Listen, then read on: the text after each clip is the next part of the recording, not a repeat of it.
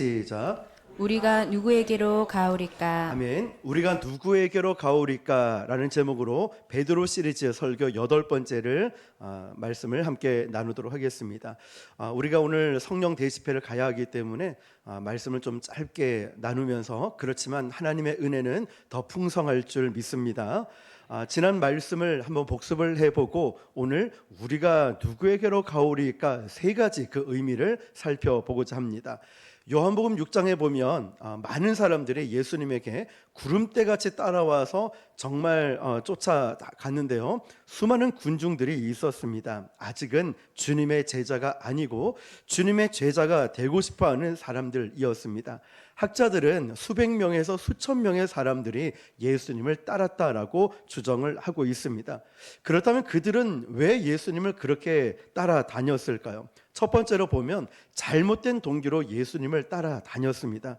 이 군중들은요, 오병이어의 기적을 체험을 하고 나서 확 불어난 사람들이었는데요, 5천 명을 먹이시는 기적을 보면서 수많은 사람들이 예수님을 따라가기 시작합니다. 그런데 그냥 예수님을 따라간 정도가 아니라 어디를 가든지 예수님을 따라다녔다는 것이죠. 심지어는 호수를 건너 가버나움으로 갔을 때도 이 군중들은 배까지 빌려가지고 그 가버나움까지도 쫓아갈 만큼 그렇게 열성적이자 극성 팬이었습니다. 예수님은 정확하게 그들의 속내를 꿰뚫고 계셨습니다. 그러니까 그들은 예수님을 따르는 대가로 훗날 예수님이 자신들의 성공이라는 야심을 채워줄 거란 기대를 했죠. 우리는 이런 걸 조건부 헌신이라고 합니다. 우리가 신앙생활을 하다 보면 가끔 우리도 그럴 때가 있어요. 내가 이렇게 봉사를 하고, 내가 이렇게 헌금을 하고, 내가 헌신을 할 때 하나님 날 기억해 주시겠지. 물론 맞습니다. 너무나 귀한 헌신이고 섬김입니다. 그러나 이것이 조건이 되어서는 안 된다는 것이죠. 바로 그들은 자신의 야망을 이루기 위해서 예수님을 따라가는 잘못된 헌신과 열심이 있었습니다. 그래서 예수님은 그들에게 십자가 복음을 딱 들려주신 것이죠. 이것은 간단해 보이지만 얼마나 중요한지 모릅니다. 수많은 사람들이 예수님을 따라다녔지만 그들이 구원받은 게 아니었다는 것이죠. 그들은 예수님의 설교를 들으면서 고개를 끄덕이긴 했지만 구원받은 건 아니었습니다.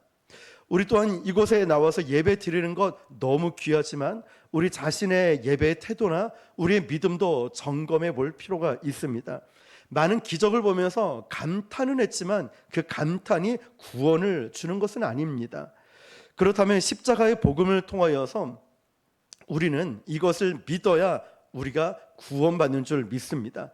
지금도 그렇습니다. 수많은 사람들이 교회에 와서 설교를 듣고요, 찬양을 하고 기도를 합니다. 또 어떤 프로그램과 봉사도 열심히 참여합니다. 기억하십시오. 이게 핵심은 아니라는 것.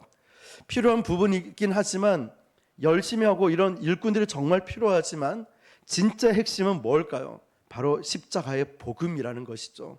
우리가 열심히 주의 일을 할 때, 또 섬길 때 우리가 늘 잊지 말아야 될 것은 십자가의 복음이에요. 일을 하는 것도 또 청소하는 것도 다 필요합니다. 그러나 십자가의 복음을 놓쳐버린다면 교회가 아니라는 거예요. 자, 믿음의 핵심은 십자가입니다. 군중들은 이렇게 매정합니다. 그렇게 예수님을 쫓아가고 따라가고 갔던 사람들이 예수님의 그 십자가의 복음을 전하고 자신들의 욕구와 야망을 채워줄 수 없다는 걸 알고 나니 그들은 금방 돌아서서 예수님과의 관계를 끊어버립니다. 오늘날도 보면은 자신의 욕구가 채워지지 않으면은 또 하나님이 내 마음대로 해주지 않고 기도 응답해주지 않는다는 걸 알면은 우린 시험 들어요. 왜 내 계획대로 내 뜻대로 해주시지 않습니까? 조급함이 생기죠. 오늘 우리 권사님 말씀, 우리 기도처럼 말이죠. 우리가 너무 조급해질 때가 있어요. 자꾸 내가 원하는 것에. 저 역시도 마찬가지예요. 하나님, 왜 기도 응답을 빨리 안 해주십니까? 하나님, 왜 이렇게 부흥이 빨리 안 됩니까?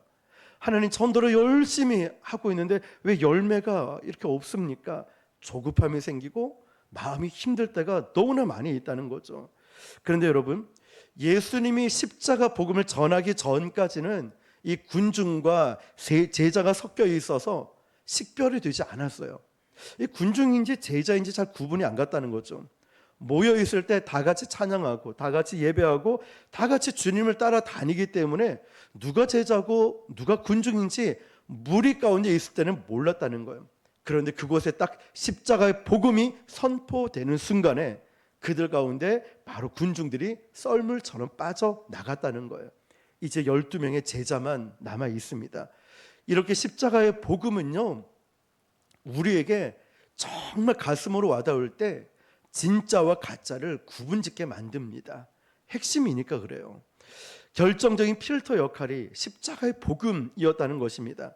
그래서 12제자만 남았을 때 67절을 보니까 예수님 이렇게 말씀하시죠. 너희도 가려느냐.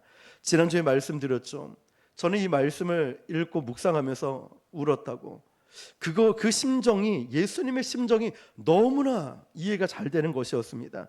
물러간 그들은 주님을 떠난 정도가 아니라 아예 함께 다니지 않고 관계를 끊어버렸다는 거예요. 그러니까 예수님이 너무 공허하신 거예요. 너무 슬프신 거예요. 12제자에게 슬픈 마음으로 이렇게 물어보시는 거예요. 너희도 저들처럼 나를 버리고 가려느냐. 이때 베드로가 이렇게 얘기했죠.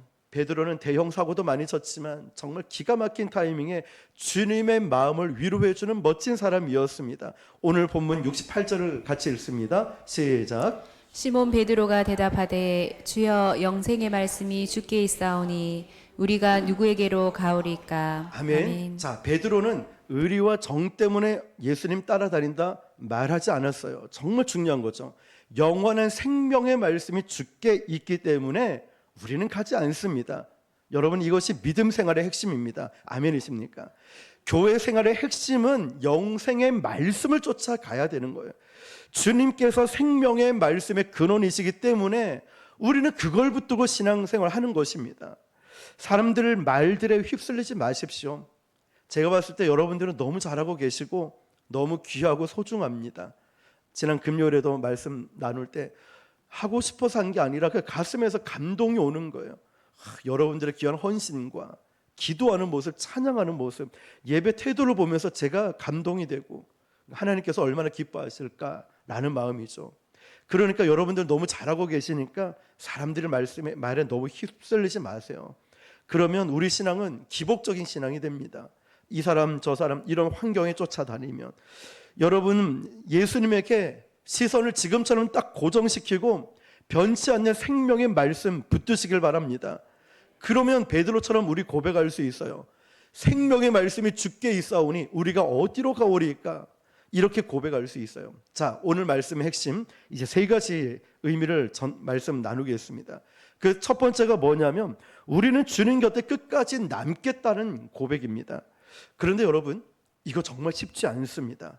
사람들 대부분이 수백 명, 수천 명이 떠나가는데 인간은 사회적 존재이기 때문에 무엇이 옳으냐, 무엇이 그르냐 이게 중요한 게 아니라 누가 대세냐, 누구를 따라가야 되냐 이런 경우들이 참 많습니다. 자, 이런 상황에 딱 맞닥뜨려졌을 때 내가 좋아하는 김 집사는 어떻게 하지? 내가 좋아하는 이 집사는 어떻게 하지? 이걸 본단 말이에요. 대부분. 그런데 군중들이 다 떠나가니까 그냥 이 사람들은 말씀이 없으니까 그냥 떠나가는 대로 그냥 눈치 보면서 무리 가운데 묻혀서 주님을 떠나갔다는 거예요. 이래서 인본주의 신앙이 위험한 것입니다. 민주주의가 좋은 점이 많지만 잘못되면 다수결은 위험할 수 있다는 거예요. 다수결은 항상 옳은 것이 아니기 때문에 때로는 주님을 따르기 위해서 다수결을 떨어져야 될 때가 있습니다. 그래서 기도하시는 분들은 기도원에 홀로 가서 기도하시고 목사님들도 홀로 기도 자리에서 하나님 말씀 붙들고 기도하지요. 왜냐하면 그렇지 않으면 분별이 안 돼요. 김 집사의 말이 맞는 것 같고 이 집사의 말이 맞는 것 같고 그들 따라 가버릴까 이러는데 그것이 아니라 그럴 때일수록 사람들과 거리를 두고 하나님 말씀 붙들고 기도해야 되는 줄 믿습니다. 많은 사람들이 코로나19 이후로 온라인 예배 괜찮다 합리화를 시키면서 교회를 떠나간 분들이 많아요. 그런데 여러분 세상 모두가 주를 떠난다 할지라도 나는 주님 곁에 있겠습니다라는 이런 베드로의 결기가 저와 여러분에게 있길 축복합니다.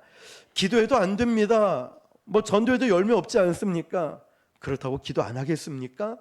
우리까지 전도 안 하면 되겠습니까? 하나님이 우리에게 주신 사명이니까 하는 것이죠. 두 번째 우리가 누구에게 가오리까는 주님과 함께 끝까지 고난을 받겠다는 각오였습니다. 축복, 기적, 사람들을 많이 모이게 합니다. 저도요, 유튜브에서 정치, 시사 얘기 딱 하면 우리 조회수 확 올라갑니다. 그런 분들 많이 봤거든요. 우리 교회에서요, 막 은사 집회, 성령 집회 이러면서 말씀 중심이 아닌 이지훈 목사의 개인적인 야망을 가지고 뭐 은사, 치유 집회 한다 칩시다. 사람들 몰릴걸요. 치유가 일어났다, 뭐 좀 허풍을 뿌리면서 좀 약간 과장을 하면서 해보면 막 이 사람 저 사람 모이지 않겠습니까? 많은 사람들이요, 어떤 축복과 기적을 보면은 몰리게 되어 있습니다. 그 사람 따라가면 그 교회 가면 축복 받겠지, 기적 받겠지. 사람은 모일 수 있을지 몰라도요, 주님을 따르는 길은 십자가의 길인 줄 믿습니다. 여러분, 그러니까 베드로가 우리가 누구에게로 가오리까? 이 고백은요, 예수님과 함께 십자가를 진다 할지라도 따라가겠습니다. 이 고백이에요. 여러분, 주님을 따르는 길은요, 십자가의 가시관을 쓰지 않고 면류관을 쓸 수 없어요. 여러분들의 희생과 헌신을 통해 부곡 순복음 교회가 세워져 나가고요, 여러분들의 뜨거운 기도가 우리 교회를 건강하게 세워나가고요, 성령의 임재와 역사가 우리 교회를 능력 있는 교회로 만듭니다. 그렇지만 우리가 함께 가야 돼요. 구경꾼이 돼서는 안 되고 말이죠. 이런 고난의 십자가를 져야 면류관을 얻을 수 있다는 것. 세상의 모든 복을 누린다, 만복을 받는다, 무병장수한다, 가짜 복음이에요. 예수님도 그렇게 말씀하지 않으셨고 사도 바울도 그렇게 살지 않았습니다. 우리가 어떤 고난이라 할지라도 주님과 함께라면 내가 끝까지 가겠습니다 결심할 때 성령께서 고난 중에 은혜를 주실 줄 믿습니다. 마지막 세 번째는요, 우리가 누구에게 가오리까라는 이 결단은 주님 외에 다른 어떤 것에도 만족할 수 없다는 고백입니다. 69절을 같이 읽습니다. 시작. 우리가 주는 하나님의 거룩하신 자이신 줄 믿고 알았사옵나이다. 아멘. 거룩이란 단어는요, 하나님께만 적용되는 단어였습니다. 아무한테나 쓸 수 있는 단어가 아니었어요. 그렇기 때문에 베드로는 주님이 특별하다는 거예요. 주와 같은 분이 없다는 거예요. 이 땅에는 오직 주밖에 없다는 고백입니다. 그래서 내가 할 일 없으니까 교회 갈게, 아이고 내가 김집사 보고 교회 갈게, 이런 것이 아니라 교회가 최고이기 때문에, 이 예배의 자리가 최고이기 때문에, 주님께서 주시는 은혜가 최고이기 때문에 세상의 어떤 기쁨과 즐거움과 비교할 수도 없고 바꿀 수 없기 때문에 나는 주님께 나옵니다. 이 고백이 되어야 되는 거예요. 어쩔 수 없이 정 때문에, 의리 때문이 아니라, 할 일이 없어서 오는 것이 아니라 교회가 소망이기 때문에, 예수 믿는 것이 참된 기쁨이고 주와 같은 분이 없기 때문에 나의 목마름과 나의 영적으로 채워줄 수 있는 분은 주님밖에 없습니다 라는 고백 때문에 우리가 이 자리에 예배 드리는 것이고, 또한 우리는 주님 곁에 끝까지 있는 줄 믿습니다. 저는 저와 여러분이 주님이 최고라는 것을 믿고 고백하기에 이 자리에 나오신 줄 믿습니다. 기억하십시오. 예수님을 어떻게 생각하는가는 우리가 어떤 마음으로 교회 오는가를 결정합니다. 내 자신에게 적용해 보시길 바랍니다. 우리 어쩌면 이 시간에 놀러 갈 수도 있어요. 쉴 수도 있어요. 그런데 왜 이 예배 자리에 오셨겠습니까? 이 땅엔 오직 주밖에 없기 때문에, 주님은 예배하는 자를 찾으시기 때문에, 주님이 나의 최고이시기 때문에 다른 거 어떤 것도 나에게 만족함을 줄 수 없기 때문에 저는 주님께 나왔습니다라는 이 고백이 저와 여러분에게 있는 줄 믿습니다. 바로 이것이 베드로의 고백이었습니다. 그래서 베드로는요, 말 실수도 참 많이 하고 사고도 많이 쳤지만 오늘 보니 참 멋있는 사람이었어요. 주님이 가장 외롭고 힘들 때 주님을 격려할 줄 아는 사람이었어요. 이 부분을 제가 묵상을 어제 좀 했거든요. 그런데 나에게도 힘들고 어렵고 이런 일들이 있지요.